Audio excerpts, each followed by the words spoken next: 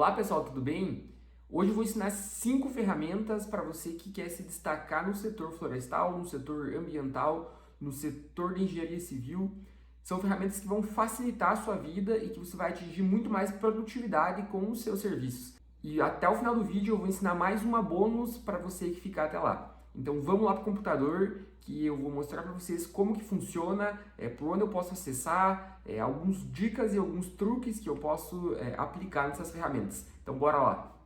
Então vamos passar aqui para o computador, pessoal. A quinta ferramenta que eu tenho para vocês aqui é o AccuWeather. Eu vou deixar o site na descrição do vídeo ou eu vou colocar aqui, só vocês colocarem aqui accuweather.com que vocês também já vão ser redirecionados para o site. Por que eu coloco como nossa quinta ferramenta uma previsão do tempo? No planejamento florestal é muito importante a gente saber a previsão do tempo, aí pelo menos ter uma previsão mensal.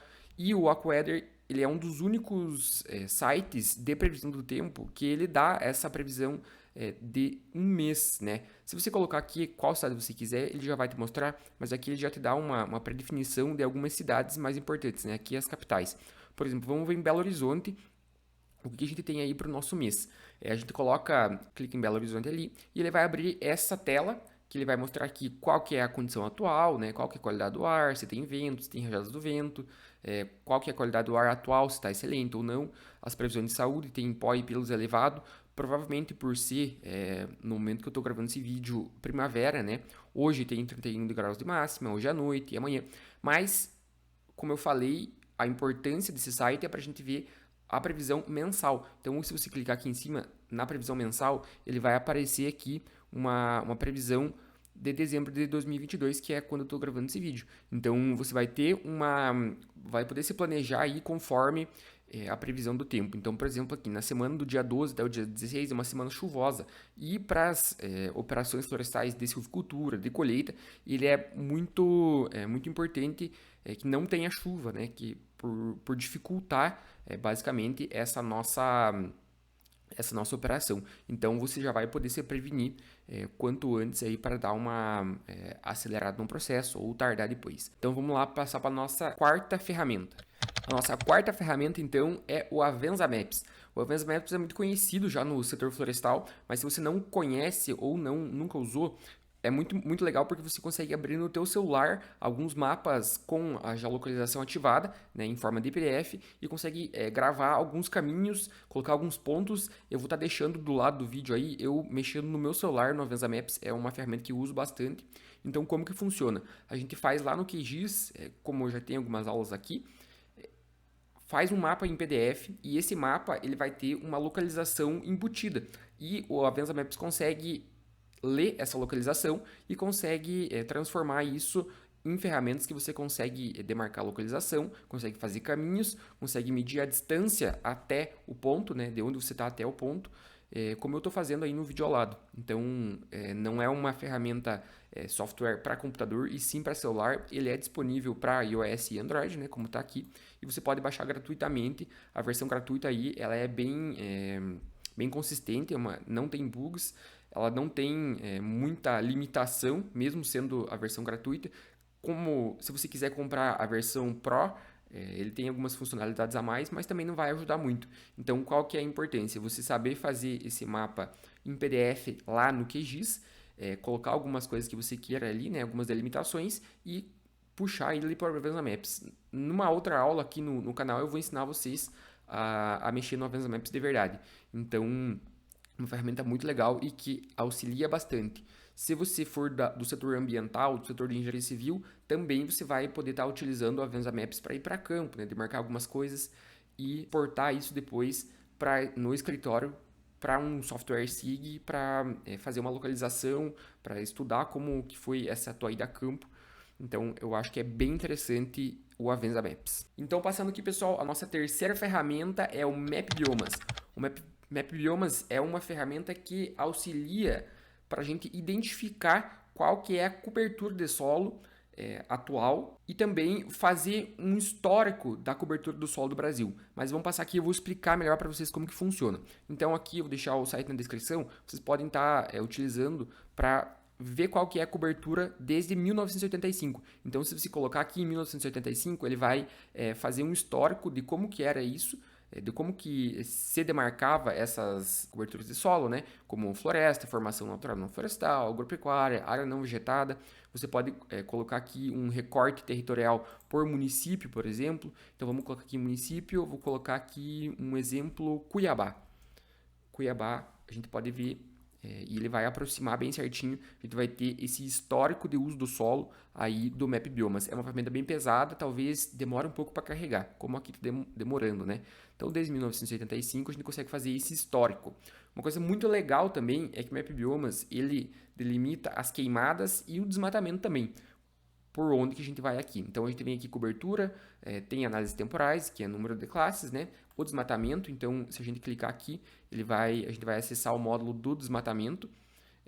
Podemos colocar aqui no mapa base do escuro, eu coloco por satélite, e a gente vai conseguir ver a nossa supressão vegetal aí desde 1987. Então, ele vai aparecer em vermelho aqui, a partir do momento que você vai colocando algum intervalo de anos aqui. Então aqui eu separei do ano de 2011 até 2020 e a gente já consegue enxergar alguns focos de desmatamento aqui.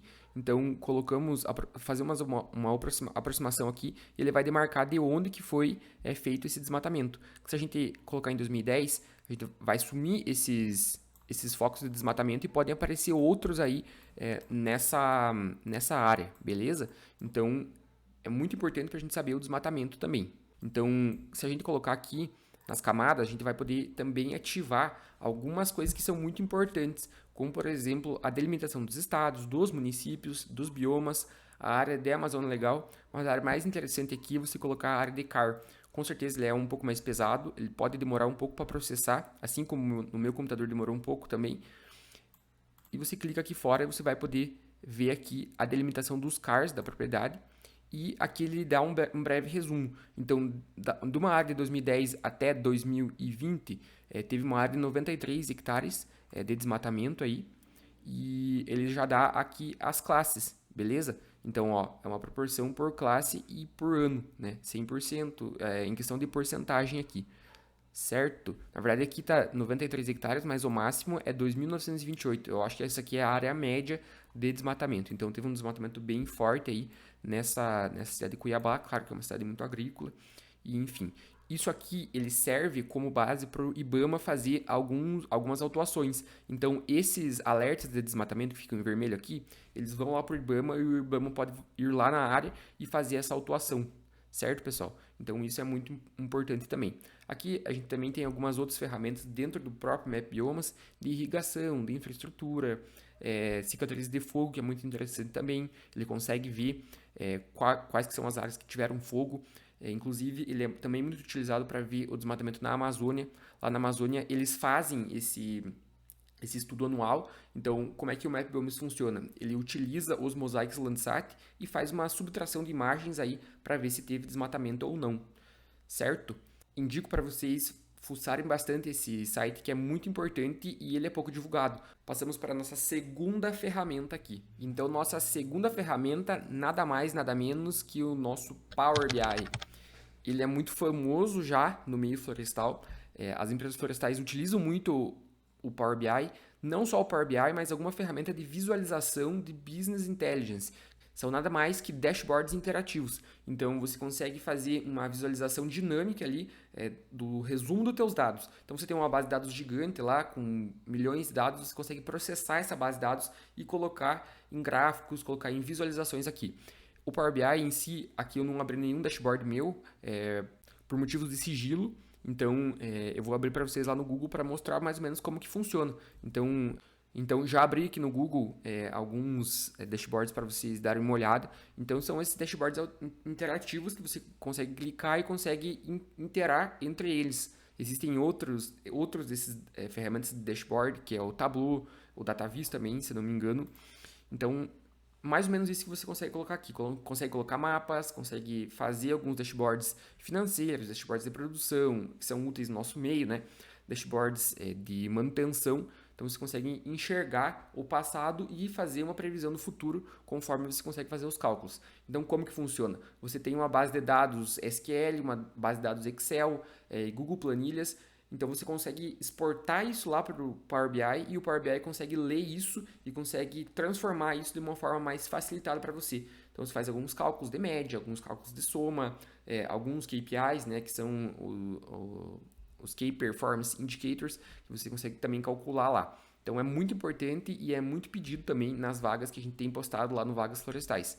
O Power BI hoje ele é bem útil e você consegue deixar lá uma gestão à vista. Essa gestão à vista ela serve para o gestor da empresa fazer o planejamento, seja ele operacional, planejamento estratégico, planejamento mensal também. Então isso é bem importante e eu recomendo que vocês pelo menos tenham uma noção de como que funciona. Não dominar a ferramenta de produção, mas pelo menos se você é um gestor, se você não é, uma ferramenta para você fazer essa visualização e você orientar alguém a desenvolver um dashboard para vocês disso aí. Beleza? E a nossa primeira ferramenta aqui é o QGIS. O QGIS é a ferramenta que eu julgo mais importante para você que quer se destacar no setor florestal e que você domine pelo menos algumas das ferramentas e algumas funções que o QGIS oferece, porque ele facilita a nossa ida a campo. Mesmo que você consiga visualizar isso de escritório, você consegue também tirar algumas métricas e consegue tirar algumas medidas que você não precisa ir a campo para fazer. Certo? Então você coloca aqui alguma base de dados e você consegue também ver algumas divisas, consegue fazer um estudo do teu imóvel, consegue fazer um CAR, consegue fazer um mapa de uso do solo para o teu cliente. Então ele tem diversas ferramentas e é uma ferramenta muito útil que a gente quer seguir no meio florestal. E por que eu indico o QGIS e não o ArcGIS? Principalmente para quem está começando. Uma porque o QGIS ele é de mais fácil acesso que o ArcGIS e ele é, na minha opinião, ele é um pouco mais fácil de você chegar em algumas ferramentas e chegar em algumas medidas. O ArcGIS, apesar de ser mais parrudo, dele ser mais potente e também travar um pouco menos, ele é pago. Então você não vai pagar uma licença anual simplesmente para aprender a mexer no ArcGIS. Quando você estiver lá na empresa, a empresa com certeza vai pagar isso, ou você vai, no decorrer dos teus serviços, conseguir pagar uma licença. Talvez no final ele seja útil para você pelo volume de serviço que você vem executando em um SIG, né? Que no caso é o QGIS, o ArcGIS, o Google Earth, nada mais é que é um SIG também, então ele é muito importante. Eu vou abrir uma base de dados aqui simples para vocês, mas vocês podem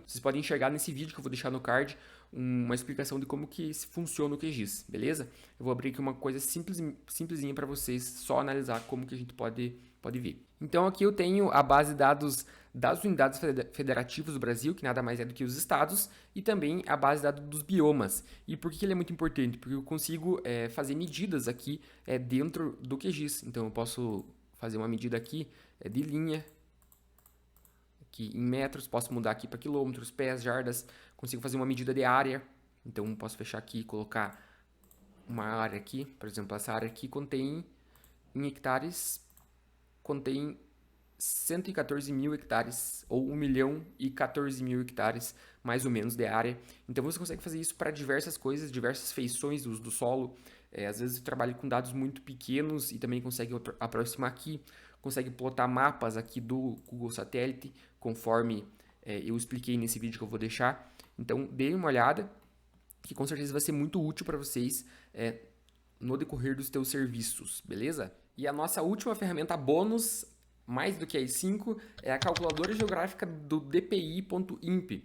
Ele é muito útil para mim, principalmente, porque eu consigo transformar coordenadas geográficas, coordenadas UTM, nas coordenadas que eu quero colocar no meu SIG. Então eu uso essa ferramenta como uma ferramenta complementar quando eu não tenho essas informações diretas. Então, por exemplo, eu tenho uma coordenada apenas em coordenada geográfica, que é grau Newton segundo, e eu quero transformar ela para coordenada UTM.